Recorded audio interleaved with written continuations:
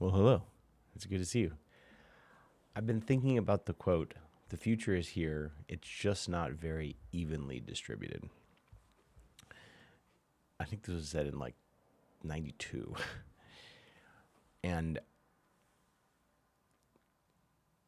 I want to talk about how to think about what you should do as a solo business and really approach your AI transformation from that lens.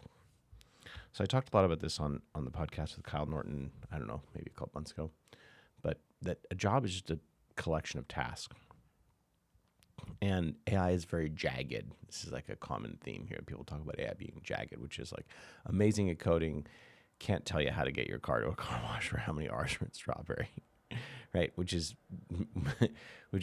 a silly thing, but the point still stands that there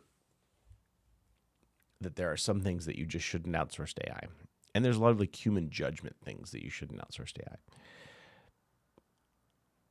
Because jobs are just a series of tasks, there are tasks that we know. Like, I'm getting into a little Donald Rumsfeld here. He's like, there are known knowns, there are known unknowns, there are known unknowns and unknown unknowns. But I do love this framework that the tasks that we know about, we can basically determine, is a human better at this or is AI better at this? And generally, when people are trying to study someone's job, these are forward deployed engineers, they're just trying to say, what are you doing that I could outsource? How could I give you more time back in your day? But then there are these other tasks that, and I think this falls in the unknown unknowns category, or maybe, probably the unknown unknowns category, which is what are the tasks that with the very peak of a jagged AI edge that you could do, right? If the future is here and it's unevenly distributed and AI is here and it's unevenly amazing at some things, well, the best place that you want to be is in the future at the top of the peak. And this is kind of how I just designed my whole business since Claude Code. Generally, I don't like to be associated with a tool because tools come and go. I think that, I don't think that this sort of agentic way of coding is going anywhere. And I do think that the best place to explore is the edge of those two peaks, which is the very edge of the latest in AI tooling, which is Opus 4.8, Fable soon, hopefully again, using Claude Code in the terminal, right? The very edge, the best model, the best harness, the best tools and capabilities, and ideally the most imaginative use case where the tool can help you. And so I think you can get into situations where you'll do yourself a disservice if you try to build suboptimal uses of this. And you see this all the time. Actually, I got a message on Substack today. A guy that has 300 followers wanted to recommend each other, which is not a valuable. It's not a valuable thing for me because he has 300 followers, and he writes about something I don't. But let me just read this to you because this is like the use of. I came across your Substack and really like your approach to AI and go to market. Your focus on sharing actual use cases and practical tools people can use Monday stands out in a space that often gets lost in theory. And the thing is that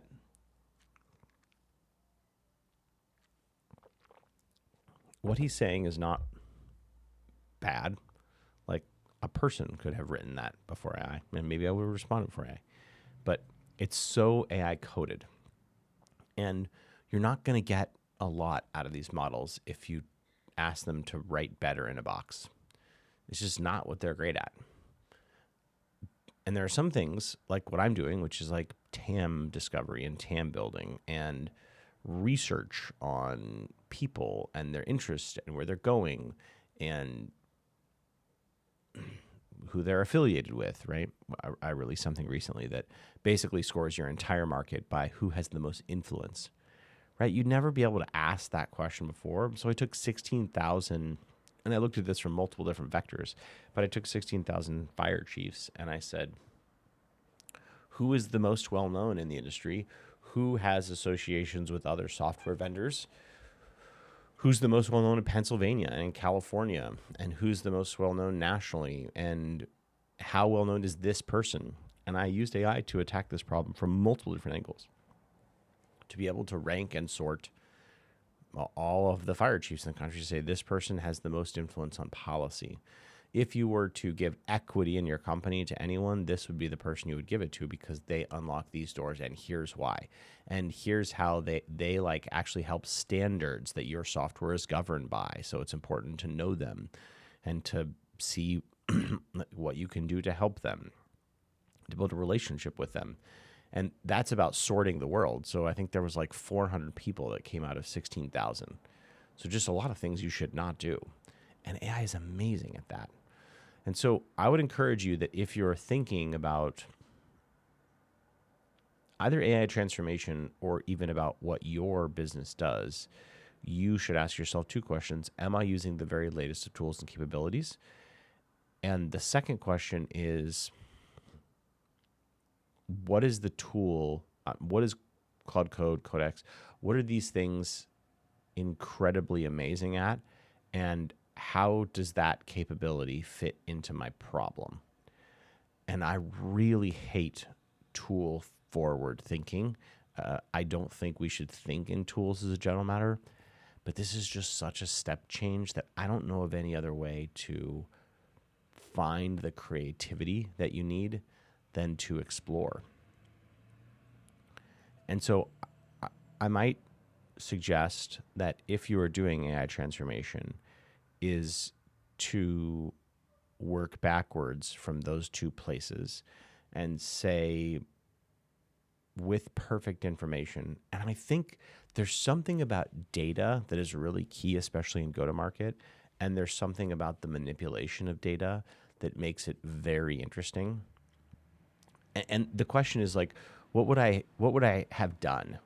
And not what information would I need. I was working with this client. I really like this client, but I didn't do a good job at conveying what I think to be the value in a lot of these AI tools. But they just ask a bunch of questions about churn. They just wanted to know. They wanted to know more and more and more and more information. Who's churning? Why they're churning? Who recently churned? How does that relate to who's about to churn? What are people saying? What are the reasons? Just over and over and over and over again.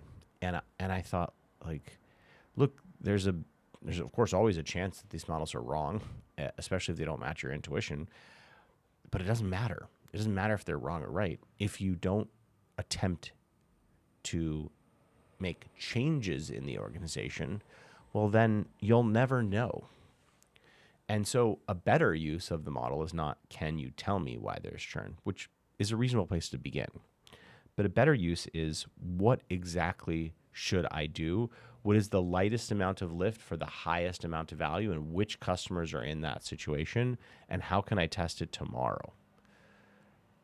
And maybe even go, I wouldn't say go test it for me, but at least give the rep something to go do.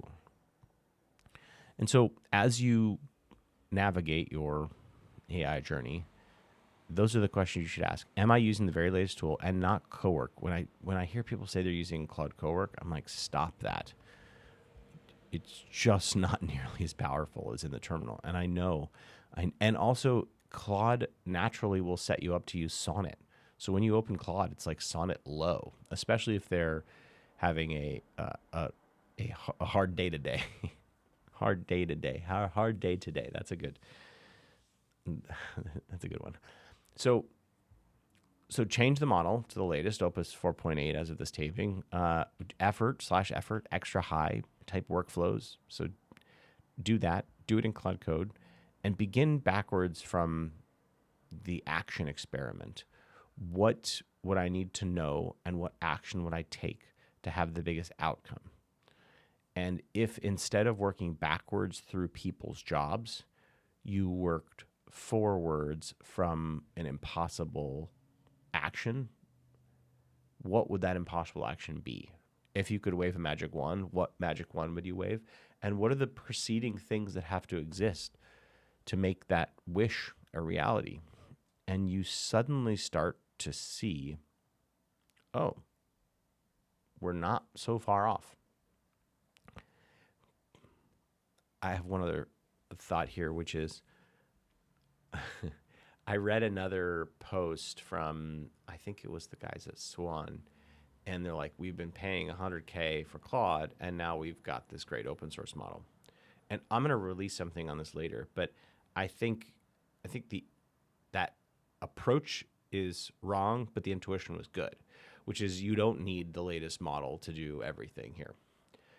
But what you do need is that there needs to be tranches of work here.